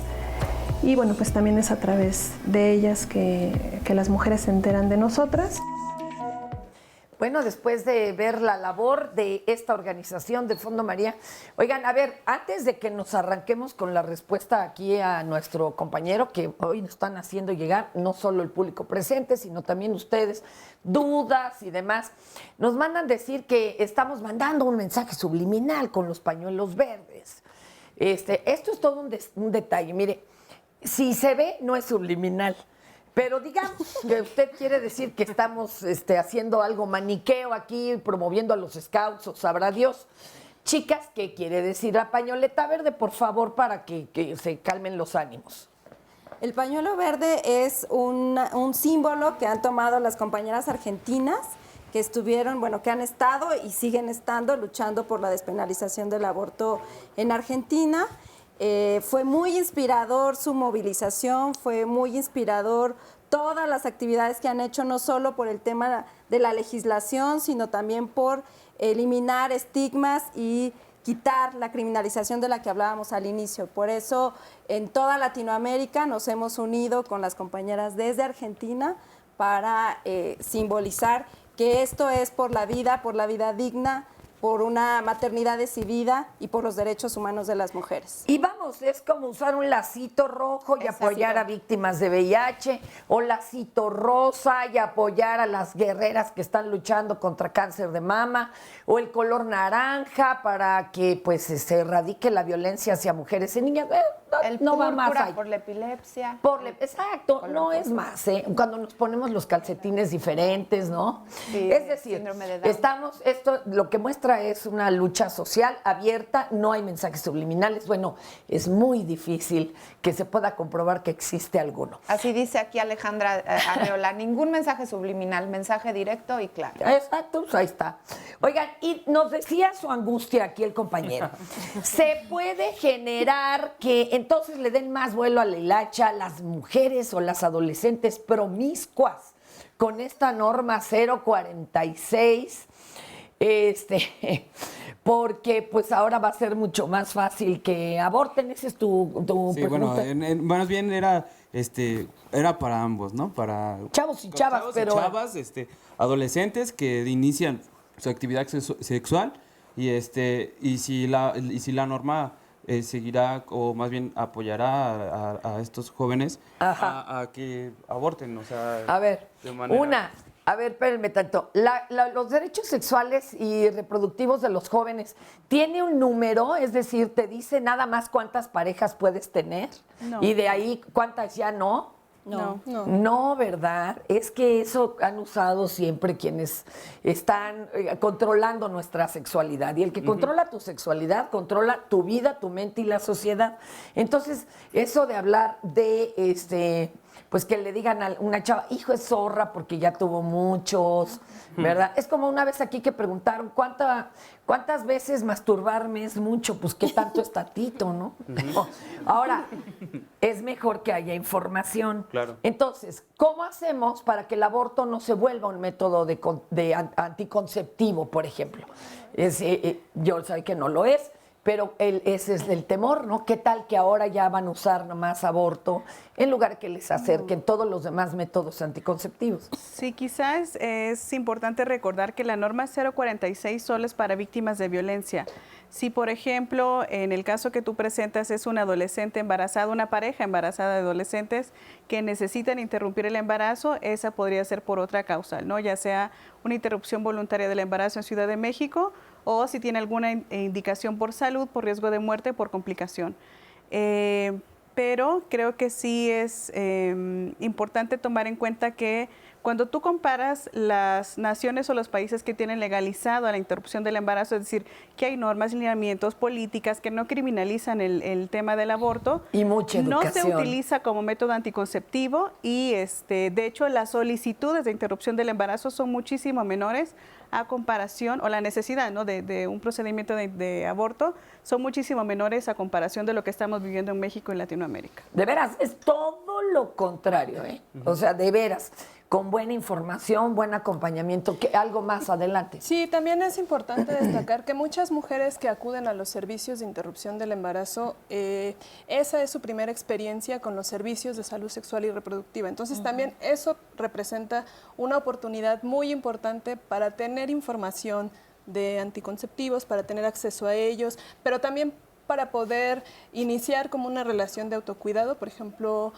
comenzar a hacer seguimientos de Papa Nicolau para BPH, para hacer pruebas de detección de ITS, por ejemplo, de VIH. O sea, creo que cuando se hace una relación cercana, de confianza, de respeto con los servicios de salud, justo también se puede promover que, pues que haya una mayor conciencia como de autocuidado. Y hasta pueden solicitar algún método, ¿no?, de larga duración. O sea, esto ayudará mucho.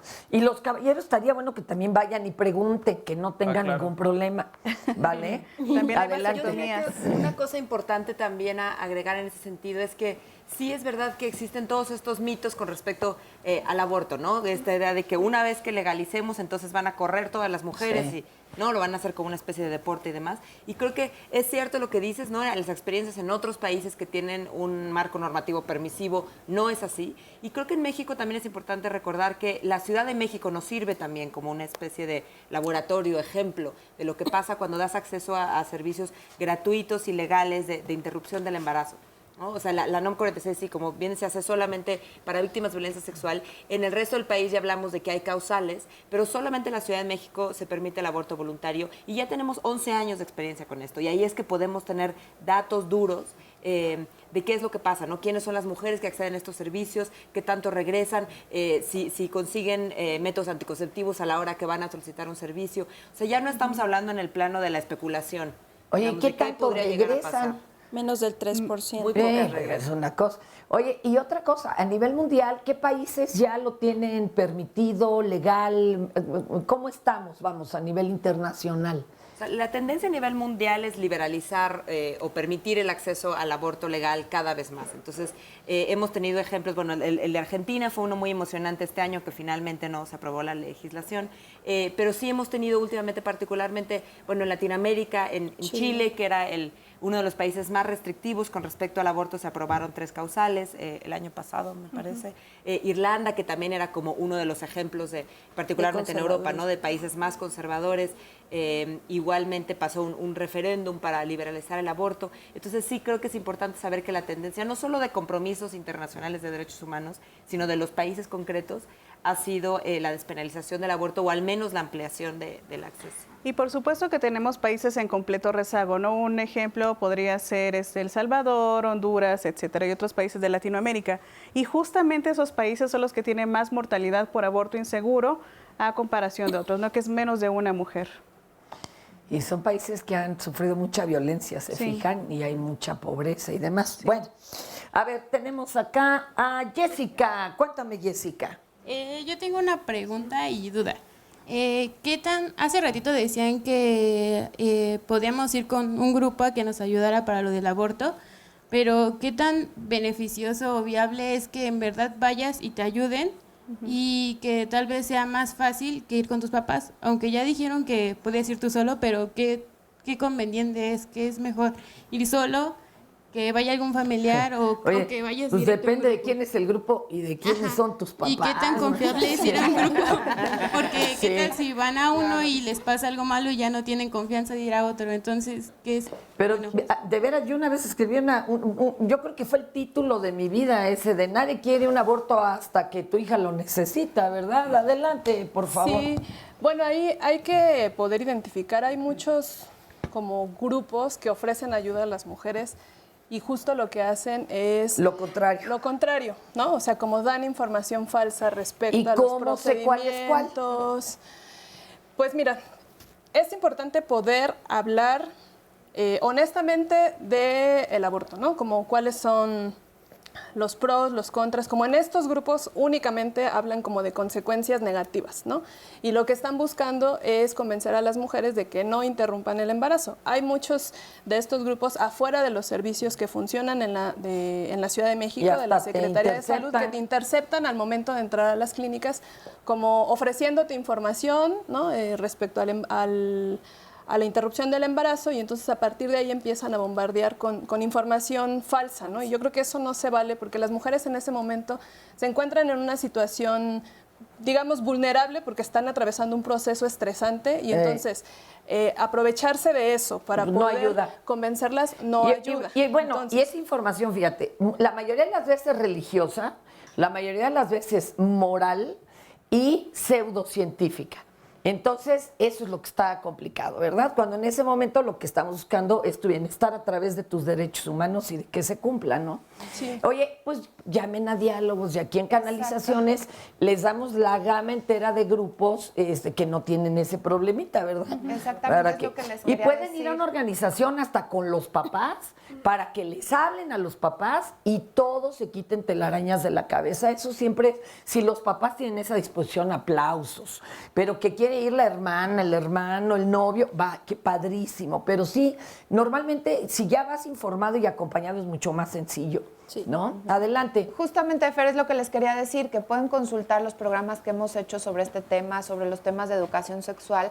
Busca con algún título, incluso metiendo en YouTube la palabra Diálogos en Confianza, Educación Sexual, puede informarse de asociaciones y de grupos que aquí han venido a participar y que para nosotros pues son de absoluta confianza. Porque, por ejemplo, nos pregunta Elvira García, me gustaría que nos explicaran a qué se refieren con educación sexual integral para niños, niñas y jóvenes. Y dice si nos podrían dar un ejemplo de éxito en América Latina, cómo se puede ampliar el panorama, dice. Y bueno, hemos hecho específicamente estos temas, los pueden encontrar en YouTube. Oye, pero ahorita que nos lo digan, porque ya están pensando en un taller práctico para niños de 4 años, ¿verdad? Jugando al doctor. Exactamente, aquí que nos ayuden a responder nuestras ahorita invitadas. nos van a platicar de qué es eso y qué debe de contener una información sin sesgos.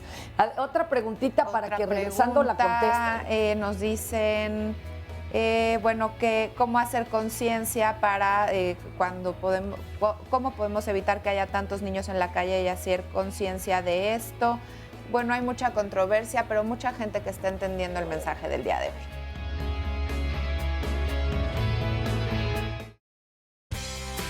La próxima semana no puedes faltar a la cita que tienes con Diálogos en Confianza.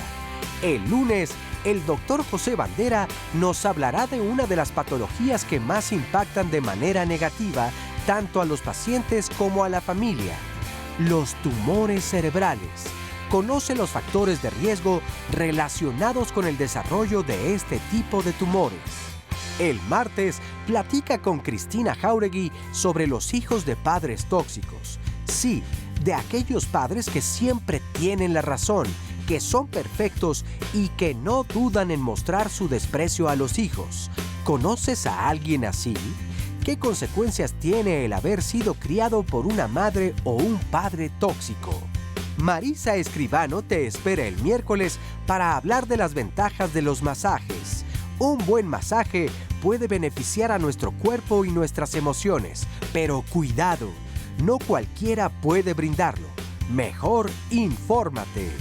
El jueves, entérate con Fernanda Tapia sobre todo lo relacionado con los derechos culturales.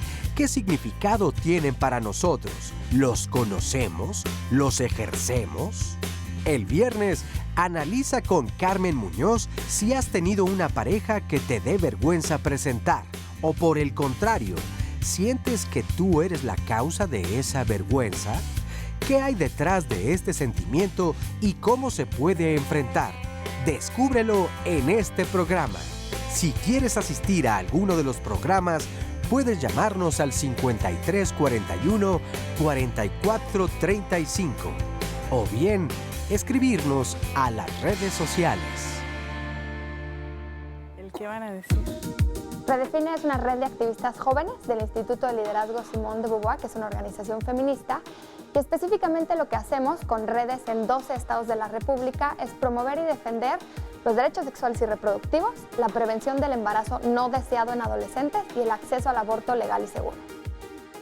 Lo primero que es Redefine es que es una escuela de liderazgos. Entonces, esta escuela funciona a través de 4 módulos en los cuales las personas de las redes de los estados vienen a la Ciudad de México a capacitarse en perspectiva de género, de interculturalidad y de derechos humanos para avanzar estos 3 ejes que te comenté.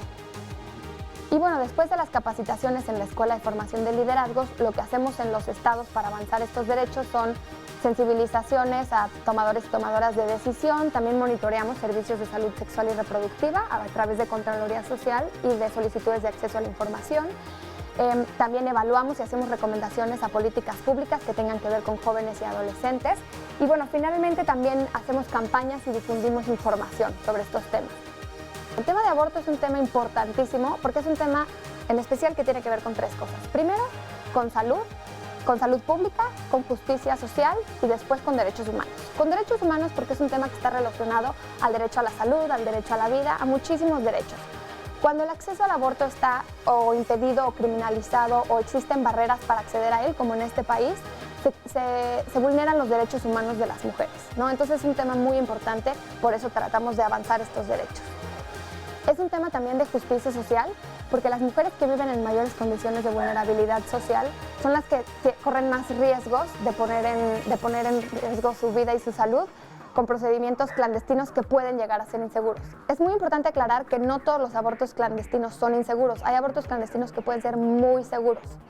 El problema es que cuando los servicios de salud y el Estado no garantizan este derecho humano de las mujeres y las mujeres no desean continuar con embarazos por cualquier razón que pueda llegar a ser, todas las historias son distintas, las mujeres muchas veces se ven orilladas a recurrir a procedimientos clandestinos y estos pueden llegar a ser inseguros. Bueno, primero que nada, Redefine es una red de personas jóvenes. Y en el Instituto de Liderazgo Simone de Beauvoir creemos que cada población debe de hablar por su propia voz. Entonces, dentro de la red de jóvenes del instituto, habemos puras personas jóvenes. Creemos que el hablar con nuestra propia voz y decirle al gobierno cuáles deben de ser las cosas que debe de hacer para atendernos, cuáles son nuestros derechos y qué es lo que pedimos que se haga para que se garanticen estos derechos, pues tiene muchísimo más impacto cuando viene de nosotras las personas, ¿no? Entonces, a las personas jóvenes, al hablar con sus gobiernos de manera local, creemos que pues es muchísimo más fuerte el impacto que se tiene y viene de manera más directa cuando son las personas jóvenes quienes hacen estas demandas. A ver, se quedó pendiente que nos explicaran a qué se refieren los especialistas cuando hablan de una educación integral de la sexualidad y bueno, y todo lo que sigue, ¿no? A ver, platíquenos. Sí, con este tema hay como mucho rechazo, sobre todo que está fomentado por los grupos más conservadores, porque pareciera que se acota solamente a relaciones sexuales y hay que recordar que la sexualidad no solo tiene ese componente, claro, ¿no? La sexualidad tiene el componente de erotismo, de género, de afectividad, de reproductividad, ¿no? Entonces, la educación integral en sexualidad no solo ve como las cuestiones de relaciones sexuales, sino también de autoestima, como de formas de relacionarnos desde la equidad, desde el respeto, poder identificar relaciones violentas, expresiones de la sexualidad, ¿no? Y respecto a Avances, pues bueno, en nuestro país, por lo menos a partir de 5º año de primaria, se han empezado a introducir como contenidos que no son tanto del corte biologicista, ¿no? Entonces, ese podría ser un avance, pero yo creo que ha sido como muy difícil poder impulsar más cosas porque justo pareciera que se traduce a sinónimo de relación sexual. ¿No? Pese a que México tiene el compromiso en el Consenso de Montevideo de introducir todos estos contenidos en toda la educación formal y que sería un factor protector justo para uno de los temas que estamos viendo, que es embarazo en niñas, el que exista educación integral en sexualidad desde la preescolar. O sea, que exista el conocimiento de tu cuerpo, el saber que es tu derecho, que nadie te puede tocar, qué puedes hacer si te toca tu padrino, tu tío, tu quien sea, ¿no? Es a ese tipo de contenidos es a los que nos referimos y ahí no hemos llegado en América Latina, ¿no? Y todavía, pese a que el consenso está desde el 2013, seguimos cada año impulsando iniciativas de políticas públicas que sí incluyan estos contenidos en toda la educación formal. Es vergonzoso porque, por ejemplo, hay en un libro de texto dice, familias diversas y dice, son las de muchos integrantes. O sea, ¿cómo? ¿Cómo podemos decir semejante barbaridad para cumplir con el tema, ¿no? Sí. Acuérdense que esto es otro asunto, es de derechos humanos, es científico, sin sesgos. Ya después te puede irse a la clase de educación de la fe, ese es otro asunto. No ni se tocan ni se hablan. Y entonces ya la persona pues ya puede tomar sus propias decisiones. A ver, ¿tú tienes también duda, compañero? Sí. Venga. Bueno, yo creo que bajo la luz de la información a la cual ya pues tiene nuestra sociedad, ¿no?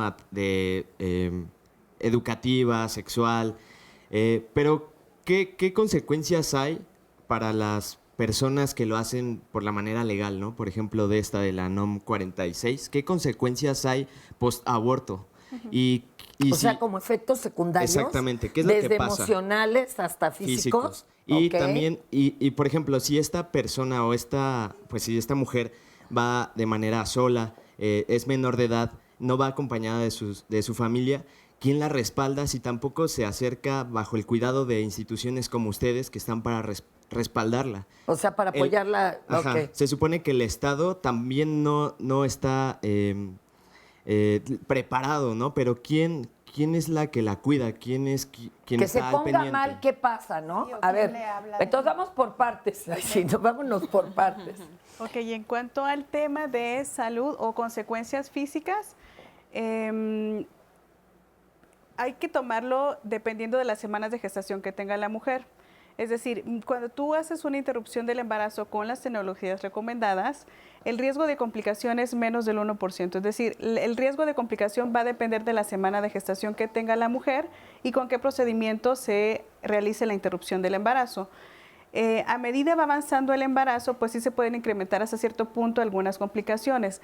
Ahora bien, las complicaciones sí es importante que se las menciones a las mujeres, pero realmente son muy raras de que puedan suceder. Algunas podrían ser, por ejemplo, hemorragia, por ejemplo, alguna lesión, algún daño, algún órgano ginecológico, perdón, o alguna infección. Son como las principales, menos del 1%. Es importante recordarlo cuando tú lo haces con las tecnologías correctas. Y cuando salen del tratamiento, ¿qué hay? ¿Hay mareo o tienen que descansar? Hay ¿Cómo algo se que pone la persona? Hay algo que se conoce como efectos secundarios, pero depende con qué lo realices tú. Por ejemplo, cuando tomas misoprostol, puedes tener como efecto secundario esperado, que no es dañino para la mujer, que se le suba la temperatura, que tenga náusea, que tenga un poco de diarrea, que tenga el cólico, pero ese cólico lo puedes manejar con analgésicos. Y esto es pasajero. Y esto es pasajero. Normalmente ese efecto secundario se resuelve en menos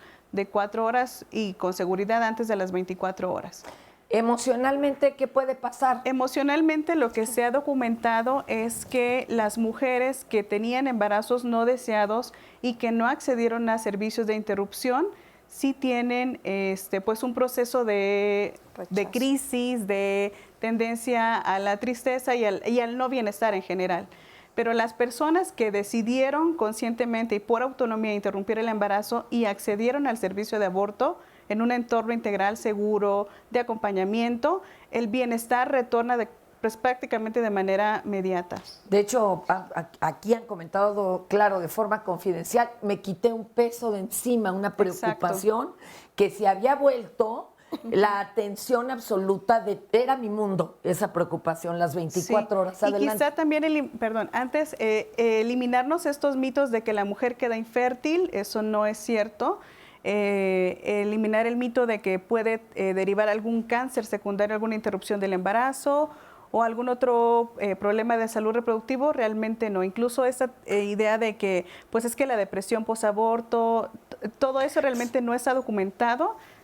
Como personas de salud también tenemos una clasificación internacional de enfermedades y precisamente esta condición de depresión posaborto no existe. Oye, ¿y hay algún número de abortos máximo? Es decir, que alguien ya regresó tres veces. No, es otro tema que también nos preguntan y realmente no hay un límite máximo de cuántas interrupciones puede tener la mujer. Y podríamos compararlo, por ejemplo, en pacientes que tienen pérdida gestacional recurrente, como le llamamos nosotros, es decir, desean un embarazo, están en búsqueda de la fertilidad, pero no se da por alguna causa endocrinológica, anatómica, lo que quieras, ¿no? Y a veces pueden tener incluso hasta 6, hemos tenido pacientes de 11 interrupciones espontáneas, que no son voluntarias, pero que suceden. Y entonces en ese momento lo que haces es ofrecerle un procedimiento de aborto seguro, ¿no? Con esas tecnologías que recomienda OMS, Organización Mundial de la Salud. Adelante. Sí, y bueno, desde la experiencia del Fondo María, yo te puedo decir que la mayoría de las mujeres siente una sensación de alivio por haber podido realizar el procedimiento sin haber puesto en riesgo su salud y ni su vida, ¿no? O sea, como todos estos mensajes que hay alrededor de que con el aborto te vas a morir, de repente como el poder hacerlo y ver que no fue así, que no fue un charco de sangre como nos enseñaron todo el tiempo que iba a ser el aborto, ¿no? Que fue un proceso, por ejemplo, más parecido al de una menstruación, en el caso cuando se utilizan los medicamentos, como eso da mucha tranquilidad. Ahora, también puede haber muchas emociones durante el proceso, ¿no? Puede haber enojo, puede haber tristeza, ¿no? Y tristeza y enojo contra una misma, ¿no? Como por haber llegado a esa situación, con la pareja porque no respondió como de la manera en que ella esperaba, con la familia porque no recibió igual el apoyo que necesitaba, ¿no? Pero yo creo que lo importante es poder tener un espacio donde se pueda hablar como de todas esas emociones y entonces poderlas transitar de una mejor manera, ¿no? Y creo que es importante preguntarnos qué es lo que puede causar como estas experiencias negativas en las mujeres, si es el aborto mismo o si es todo el contexto que hay alrededor, ¿no? Si es como el silencio, el aislamiento, el juicio, ¿no? La carga cultural, la presión social. Eso es lo que afecta y no el aborto en sí mismo. Pero si ¿no? existe todo esto, se pueden acercar a organizaciones como Sí, ustedes como y, Fondo por María, ejemplo, de lo con que buena preguntaba asesoría. él, en ese momento en la clínica en la que se acuda, ¿hay alguna trabajadora social, alguien que pueda brindar este apoyo? Sí, las organizaciones nos hemos preocupado porque cuando se aprueben políticas públicas o normativas relacionadas al tema, siempre haya una atención integral. Entonces, al menos en los servicios de salud de la Ciudad de México, hay una consejería previa, hay una orientación anticonceptiva para que haya un apego a un método anticonceptivo, hay también un acompañamiento durante el procedimiento y hay un seguimiento posterior al procedimiento y también una referencia o contrarreferencia en caso de que requiera una mayor atención. Oye, y a Caudete ella le tocó dar pláticas cuando en el entonces Distrito Federal se estaba luchando por la legalización del aborto. Y cuéntanos entonces. Así es, bueno, yo quiero aclarar varias cosas. Es diferente un método anticonceptivo de un aborto. Un método anticonceptivo previene la concepción, es decir, que el óvulo se junte con un espermatozoide. Esa es la concepción biológicamente. Ya una vez hecho el huevito, cigoto, ya cualquier método es abortivo. Son microabortivos, las pastillas y los medicamentos son microabortivos. Pero tú tratabas un tema de bioética muy interesante para no llamarle, para entender por qué no es un asesinato el aborto. Exactamente, exactamente. Nosotros nos comemos un huevo y no decimos que nos comemos un pollo. ¿Por qué? Porque está todo el proceso biológico embrionario que convierte un huevo en un pollo. Asimismo, el huevo o cigoto que tenemos implantado en el útero, a través del proceso embrionario, se va a convertir en un chiquito, en un bebé. Ajá. Pero lo que todavía nosotros no hay tenemos es un embrión antes de que termine la formación y un feto cuando ya termina la formación. ¿Por qué se habla de las 12 semanas? Porque a las 12 semanas está la barrera entre el embrión y que va a empezar a ser un feto. Y de hecho fue elegido por un asunto moral, porque hay países donde hay 16 semanas. ¿Podrían ustedes también dar su postura para quienes dicen, si es un asunto de derechos humanos y justicia social, hay quien dice no se están respetando los derechos humanos del feto? Tenemos un minuto, ¿Qué se le contestaría a estas personas? Yo diría que lo discutimos amplísimamente en la Corte en el 2008 y quedó establecido en esa sentencia que el feto tiene una protección, sí tiene una protección, sí nos importa, pero está subordinado a los derechos humanos que tiene la mujer gestante. Esa es la que tiene los derechos porque ya es una persona, ya tiene una vida, ya tiene una historia y lo que se hace es proteger al embrión en caso de que sea un embarazo deseado. Entonces, no tiene derechos porque no es una persona jurídicamente hablando, solo tiene una protección. Gracias, chicas. Bueno, y como para otros programas, pero ahí quedan ya resueltas bastantes dudas y estaremos canalizando la mayoría de sus llamadas y opiniones. Muchísimas gracias. Gracias por estar con nosotros.